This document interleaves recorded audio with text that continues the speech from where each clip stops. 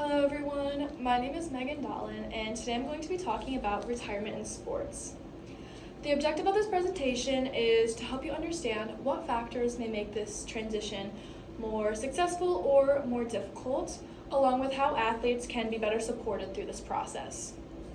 Now, before we begin, I want to ask you all one question. Who are you without your sport? Now, this question tends to be difficult for most athletes. Entering athletic retirement represents a significant life transition that reshapes your typical day-to-day life. When you retire from sports, there is an adjustment to your daily routine, typically a change in your social interactions as well. I want to start by discussing why this topic even matters. To begin, athletic careers do not last forever. They have an end at some point in life, whether voluntarily or involuntarily. Now, voluntary retirements occur when people age out of sport or they approach graduation and have no more available eligibility. Involuntary retirement, on the other hand, refers to athletes who may have a career-ending injury, are cut from a team, or the program is cut entirely. The issue is that many athletes are not prepared for that transition, which may lead to individuals experiencing psychological distress after retirement. This may be especially true for athletes who have never thought about life after sports. Additionally, many athletes retire at a young age, which is when they are still typically developing their identities. For example, gymnasts typically retire during adolescence, which is a time when they are already experiencing identity changes. Across research, one theme shows up consistently. Athletic identity typically plays a major role in how difficult athletic retirement is. As Peg Johnson once said, "Sports are what you do, not who you are."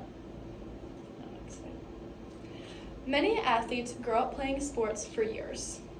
When athletes specialize at their sport in a young age, they often don't explore other identities.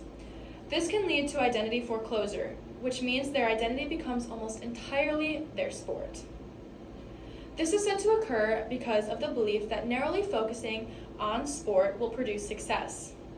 Athletic identity foreclosure may also correlate to lower career readiness later on, which may harm athletes later in retirement.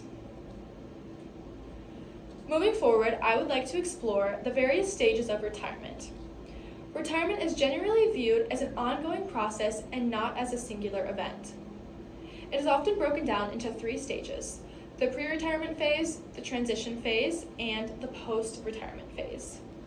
But Taylor and Ogilvy in 1994 provided a conceptual model of athletic retirement which breaks the process down into 5 separate steps. The first step in this model is causes of retirement, which simply breaks down the reasoning behind retirement. This could be due to age, injury, deselection, or just by choice. Secondly, factors related to adaptation to retirement is the next step that they discuss. As athletes enter retirement, there are a variety of changes that occur, and athletes' perception of these changes correlate to how the retirement process goes. The perception of retirement tends to differ based on developmental contributors, self-identity, perceptions of control, social identity, and tertiary contributing factors. The next step refers to the resources that athletes have for retirement adaptation. Resources include coping skills, social support, and pre-retirement planning.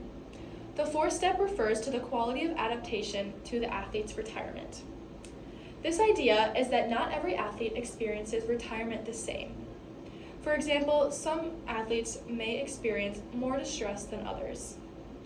The final step that Taylor and Ogilvy discuss is intervention for athletic retirement difficulties.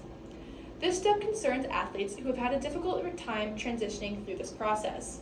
Typically, these are elite or higher level athletes because they tend to invest more into their sport and tend to have a higher athletic identity. Overall, this 5-step retirement process shows the complexity of retirement and emphasizes that every athlete's experience is different.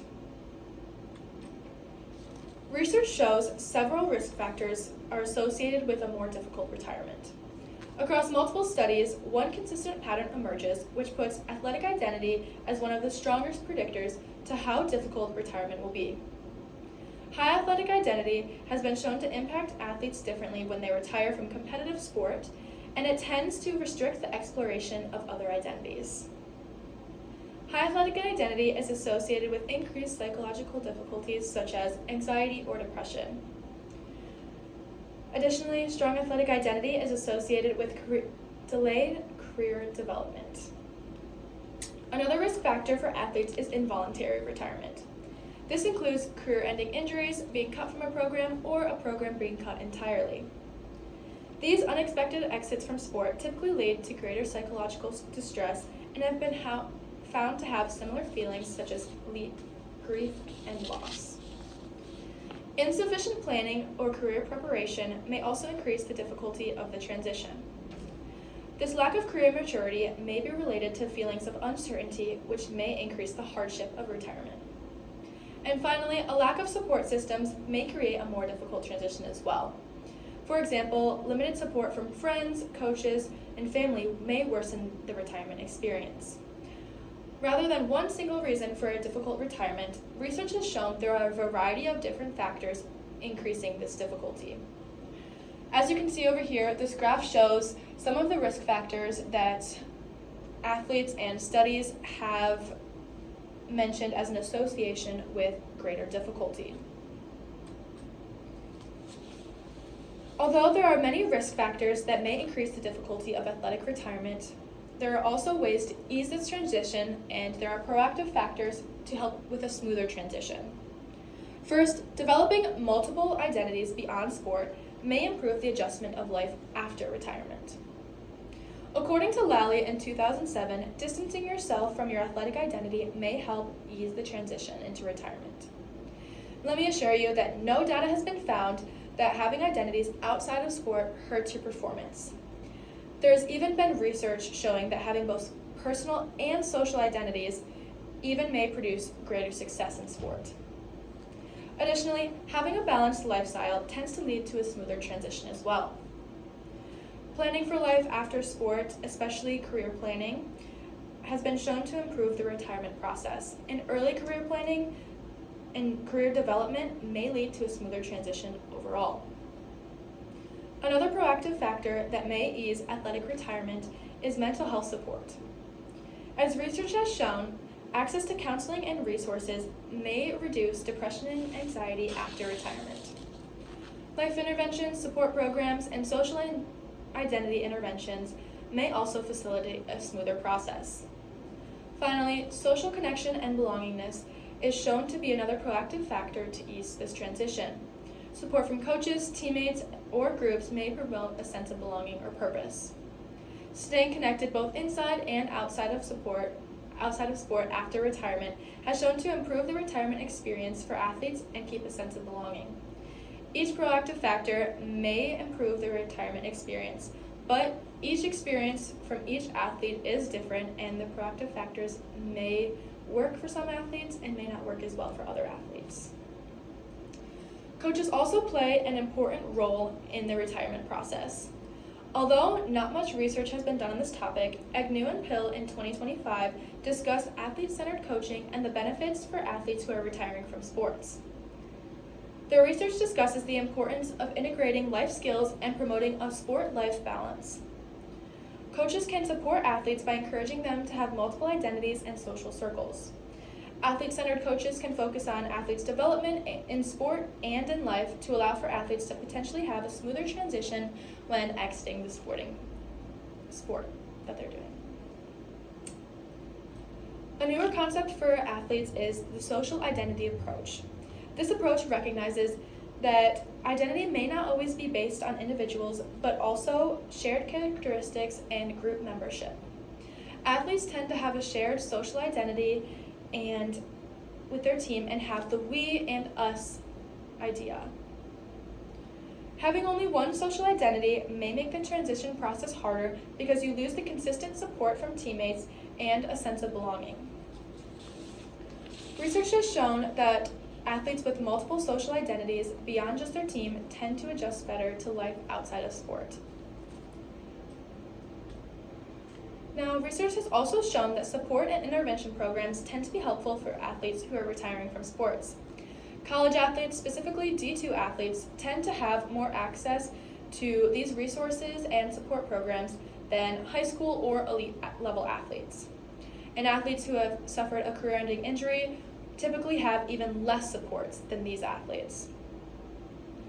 Researchers acknowledge that programs should be individualized because the retirement experience tends to be different for each athlete. Two examples of interventions that I will touch on are the More Than Sport Social Identity Intervention and the Life Development Intervention. Young et al. In 2024 reviewed the More Than Sport intervention to examine if this program helped elite athletes manage their social identities throughout retirement. After review, this program was deemed useful by athletes who went through this intervention and was recommended to other elite athletes as well. The Life Development Intervention was reviewed by Laval in 2005, and this intervention initially conducted an assessment of life events and identified transferable skills for a future career as well as goal setting. This intervention focused on the development of life skills and the use of coping strategies.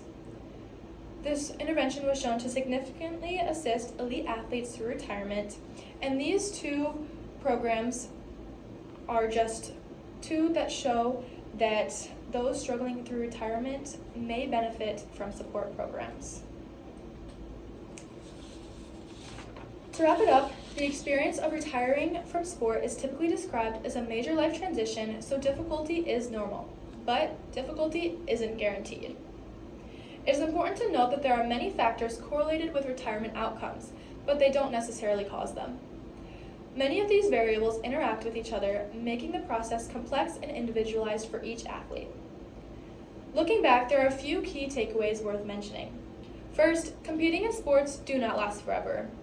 And this realization might help prepare you for retirement, and preparing for retirement was one of the key proactive factors that may assist in an easier transition process as well. Another key takeaway is that retirement is not an event, it is a process. It may take time to adjust to life after sport, but there are supports to ease the transition. A support system of people who can help you through this process may be beneficial to this process as well. To conclude, athletes who have developed multiple identities, planned ahead, and have strong support systems tend to experience more positive transitions out of sport. Remember, as Peg Johnson said, sports are what you do, not who you are. Thank you.